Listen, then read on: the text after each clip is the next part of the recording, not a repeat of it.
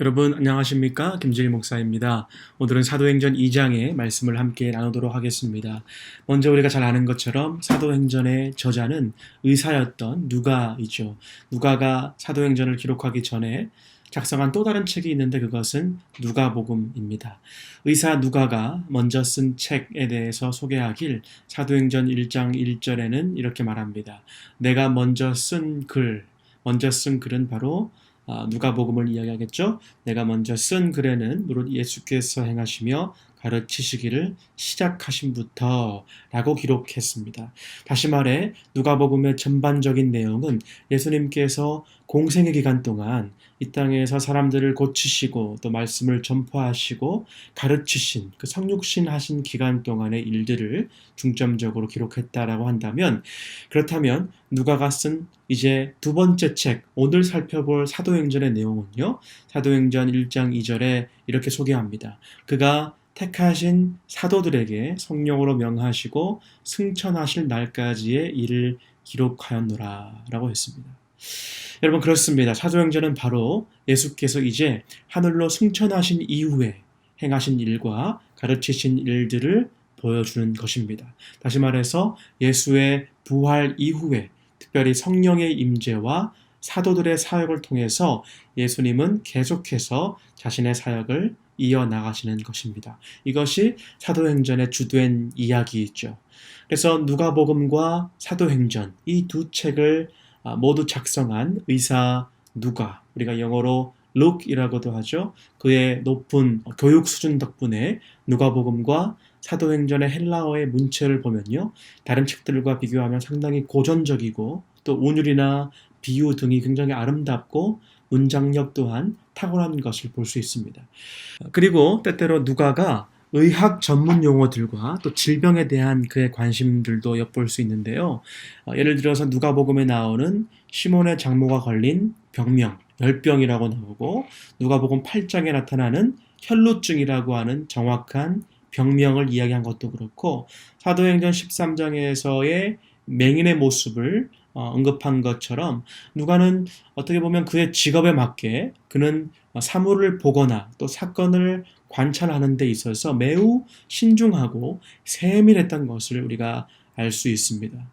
자, 그런데 이렇게 신중하고 또 세밀한 누가가 오늘 보면 사도행전 2장을 기록했다는 것이 좀 놀랍지 않습니까? 왜냐하면 우리가 잘 아는 것처럼 사도행전 2장은 초자연적인 현상들이 일어나기 때문입니다. 하늘로부터 온 급한 바람이 또 마치 불의 혀처럼 갈라져서 각 사람이 각기 다른 언어들로 방언으로 말하기 시작하고, 베드로의 설교 한 번으로 3,000명이나 회개하는 장면도 나오죠. 사도행전은 그야말로 성령의 행전이라고 불릴 정도로 다양한 방법으로 성령께서 역사하시는 놀라운 기적들이 나오는데, 저는 성령께서 특별히 누가라는 사람에게 이 책을 기록하도록 허락하신 것이 참 재미있는 하나님의 섭리가 아닌가 생각합니다.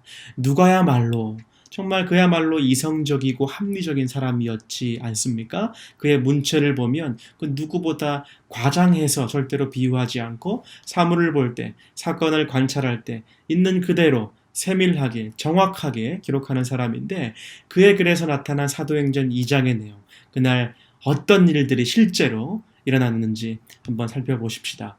자, 1절부터 보시면 오순절 날에 그들이 다 같이 한 곳에 모였다라고 했습니다. 자, 먼저 때는 오순절이라고 했습니다. 오순절은 이스라엘의 3대 절기 중에 하나이죠. 그렇다면 또 장소는 어디입니까? 그들이 한 곳에 모였다라고 합니다. 한 곳, 이 장소를 우리는 예루살렘으로 봅니다. 출애굽기 23장 17절을 보면 모든 이스라엘 남자는 반드시 1년에 3번씩 예루살렘에 있는 성전에 가서 제사를 드려야 했습니다. 그 3번 중에 한 번이 오순절이겠죠. 그래서 각기 흩어진 유대인 디아스포라들이 이스라엘의 명절에 고향 예루살렘에 방문하기 위해 찾아왔고, 그리고 좀 더 구체적으로 이 장소에 대해서 생각해 보면 사도행전 1장에 보니까 제자들이 예루살렘으로 돌아왔다, 그리고 한 다락에 올라간다라고 하는 말씀이 있습니다. 그래서 이 다락방이 예루살렘에 있다는 말이고, 특별히 누가복음에 보시면 마가가 큰 다락방을 내어주는 장면이 나오는데 이 마가의 집도 예루살렘에 위치해 있다는 정황으로 볼 때에 오늘 이 사도행전 2장에 나오는 그들이 다 같이 한 곳에 모였더니 할 때 한 곳이 바로 아마도 마가의 다락방임을 우리가 알 수 있습니다. 그리고 이곳에 다 같이 모였다고 했죠.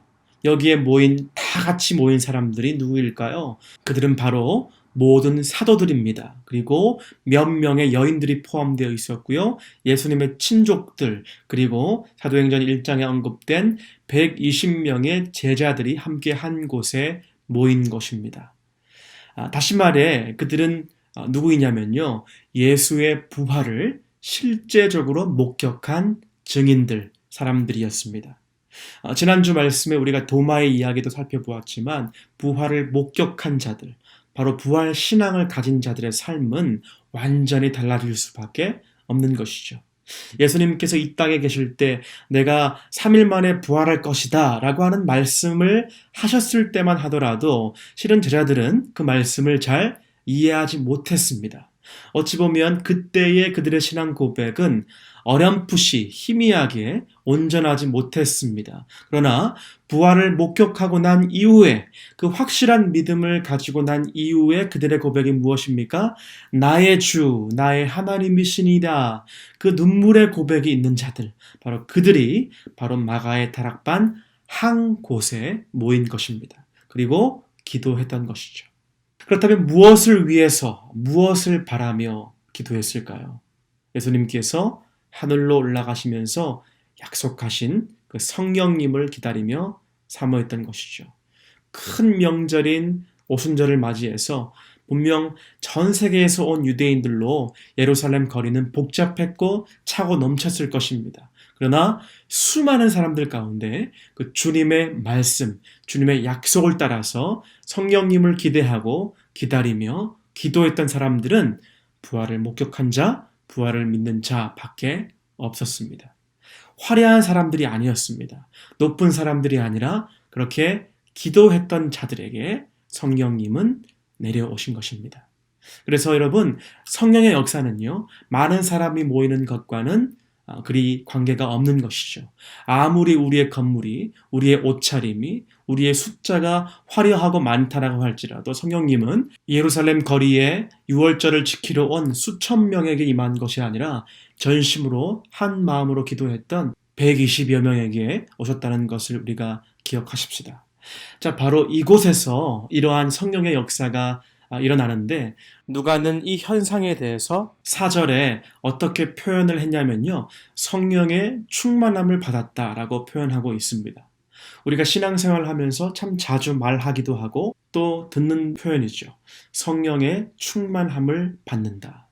그렇다면 오늘 본문에서 말하고 있는 성령의 충만함은 무엇일까? 어떻게 성령의 충만함을 받을 수 있는지를 생각해 보십시다. 우리가 성령의 충만함을 받으려면 무엇보다 먼저 성령님이 어떤 분이신가에 대한 바른 지식과 믿음이 있을 때 가능할 것입니다. 다시 말해서 성령에 관한 하나님의 말씀을 깨달아야 하고 그 말씀을 믿어야 하는 것이죠. 지금 이 현장에 있던 사람들도 결국 왜 그리고 무엇을 의지해서 무엇을 사모해서 모인 것입니까? 오직 성령이 너희에게 임하시면 너희가 권능을 받고 예루살렘과 온 유대와 사마리아와 땅끝까지 이르러 내 증인이 되리라 라고 하는 그 말씀을 붙들고 또 예수님께서 하늘로 승천하실 때 내가 보혜사 성령을 보내겠다라고 하는 그 예수님의 유언을 믿고 또 붙들고 깨닫고 의지했기 때문에 역사가 일어난 것이죠. 그래서 여러분, 성령 충만이라고 하는 것은 먼저 진리가 우리 가운데 충만한 것을 의미합니다. 그래서 여러분, 칼빈은 이렇게 표현했죠. 성령님은 하나님께서 우리를 가르치시는 내적 도구요, 성경은 하나님께서 말씀하시는 외적 도구이다, 이렇게 이야기했습니다. 성경은 또 이렇게 설명하지 않습니까? 예루살렘 성전은 두 개의 기둥으로 되어 있는데 두 기둥의 이름이 하나는 보아스요, 하나는 야긴인데 하나의 뜻은 진리요, 하나의 뜻은 능력입니다. 그래서 예루살렘 성전이 어디에 서 있어야 된단 말인가? 하나는 바로 진리, 그것은 성경의 진리이고, 그리고 하나는 능력, 성령님의 능력에 그렇게 우리의 교회가 균형을 잡고 서 있어야 한다는 것이죠. 그래서 우리가 성령에 대해서 이야기할 때, 성령의 역사에 대해서 이야기할 때 너무나 한 곳으로만 치우쳐서는 안 될 것입니다. 오늘날 많은 교회들의 현상을 바라보면 어떤 교회들은 성령의 은사와 활동을 활발하게 합니다. 그래서 놀라운 성령님의 역사들도 가끔 일어나기도 합니다. 그러나 그들이 가르치고 표방하는 것을 보면 대부분 대체적으로 때로는 이것이 정통인지 이단인지 아니면 정통과 이단의 경계를 넘나드는 것인지 굉장히 교리나 신학에 있어서 흐릿하고 성경적으로 클리어하거나 투명하지 못한 모습을 많이 볼 수 있습니다. 무엇이 문제입니까? 성령님은 강조했는데 하나님의 말씀에 대한 소중함, 하나님 말씀에 대한 중요함에 대한 강조가 약해서 바른 교리와 바른 신학, 그 성경적인 기초가 너무나 취약한 것입니다.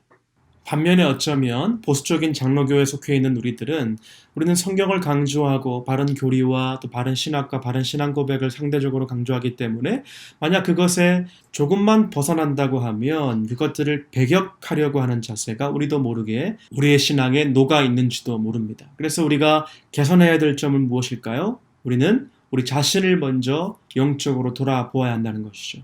성령님이 정말 내 삶 속에 일하시고 계신가?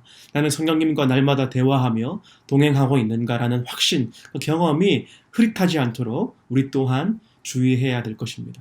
그래서 우리는 굉장히 신학적인 선명함, 또 교리적인 분명함은 지니고 있는데 어떤 하나님 말씀해 주시는 강력한 파워, 성령님의 역사를 통한 강력한 그 다이나믹한 역사가 약할 수가 있다는 것이죠. 그래서 우리가 매번 기억해야 되는 것은 우리가 성령님의 역사에 대해서 오늘 이야기하고 있는데 성경적인 튼실한 기초와 그리고 그 성령님의 뜨거운 은혜, 이 두 기둥이 함께 있어야 이것이 균형 있는 교회의 모습이라는 것입니다. 그래서 복음서에도 이에 대해 말씀하시죠. 요한복음 1장 14절 말씀 보시면 말씀이 육신이 되어 우리 가운데 거하심에 우리가 그의 영광을 보니 아버지의 독생자의 영광이요 은혜와 진리가 충만하더라, 이런 말씀이 있습니다. 무슨 말씀입니까? 예수님이 그 말씀이 육신이 되어 이 땅에 오셨습니다.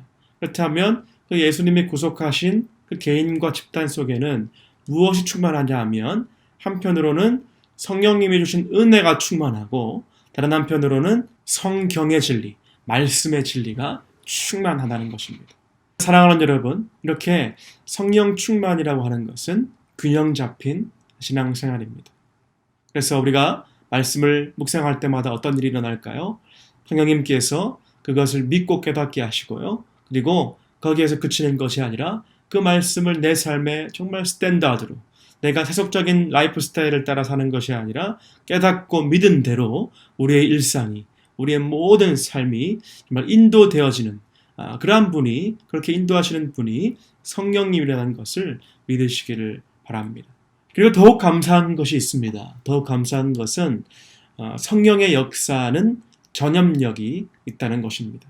그것이 바로 사도행전의 이야기 아닙니까? 요즘 코로나 바이러스가 굉장히 전염력이 강한데 여러분, 성령의 역사 또한 너무나 강력한 전염력이 있습니다.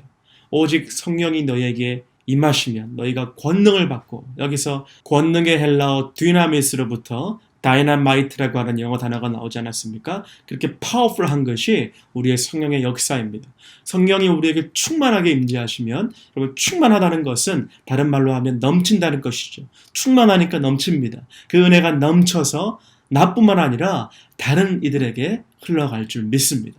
여러분, 다락방에서 일어난 성령 강림 사건은요, 실제로 많은 주위 사람들을 놀라게 했습니다. 그들에게 일어났던 기적적인 현상들, 방언을 함으로 놀라기도 했지만 그것은 사실 잠깐이었어요. 무엇보다 그들의 변화된 삶을 보고, 그들이 성령에 충만해져 있는 모습을 보고, 베드로처럼 정말 확신에 차 있어서 담대한 가르침을 할 때에 3,000명이 회개했듯이 결국 우리가 하는 사역을 보면서, 또한 우리가 하나님으로부터 받는 기쁨과 감사를 보고 성령의 열매를 보고 우리들의 가정이 주 안에서 화목하게 변화된 것을 보고 놀라는 것이고, 우리 또한 그래서 다른 이들을 놀라게 할 수 있다는 것입니다. 우리 각자가 성령으로 충만하여지고 그에 따른 성령의 능력을 가져야 하는 것이죠. 사랑하는 여러분, 오늘 본문에 나타난 이 성령 강림의 사건은 초대교회에서만 있었던 일회적인 현상이 아닙니다. 방법은 다르게 역사하시겠지만 우리는 성령의 역사를 제한할 수 없습니다. 오늘날도 만약 하나님이 필요하시다면 얼마든지 그런 현상들을 나타나게 하실 수 있으시겠죠. 그러나 더욱 중요한 것은 방법이 아니라 그런 신비스러운 현상 자체가 아니라 그 현상 가운데 나타난 결과, 성령의 임재, 성령의 능력을 사용한 결과로 인한 열매일 것입니다. 그래서 여러분, 성령 세례는요, 믿는 자들에게 구원의 순간에 한 번 일어나는 것입니다. 그러나 성령의 충만함은요, 구원받은 성도들이 계속적으로 앞으로 날마다 체험해야 하는 것입니다. 오늘 이 말씀을 기억하시면서 내가 성령 충만을 사모해야겠구나. 그리고 그 비결이 하나님의 말씀을 신뢰하고 깨닫고 믿고 기도하는 것이구나. 그리고 성령님을 제한하지 않는 균형 잡힌 말씀과 성령을 균형 잡힌 모습으로 내 안에 모시는 것이구나 라고 하는 것을 깨닫고, 더 나아가서 이 성령의 역사가 다른 이들에게 전염되고 흘러넘치는 것이 이것이 충만함의 비결이구나 라고 깨닫는 저와 여러분이 되시기를 주님의 이름으로 간절히 축원합니다. 기도하시겠습니다. 사랑해 주님 감사합니다. 예수님께서 저희들을 그냥 내버려 두지 않으시고 성령님을 보내주셔서 지금도 우리에게 역사하시고 날마다 우리가 그 말씀을 사모할 때에 우리를 충만케 하시는 그 은혜에 감사를 드립니다. 우리 세계의 모든 성도분들 한 사람 한 가정이 성령의 충만함을 받게 하시고 하나님께 귀한 영광을 돌려드리는 저희들 다 되어질 수 있도록 하나님을 잘 섬기며 이웃을 잘 섬기는 자세로 살면서 하나님 저희들의 삶 가운데 화평과 희락이 충만하기를 바라올 때 살아계신 예수 그리스도 이름으로 기도드리옵나이다. 아멘.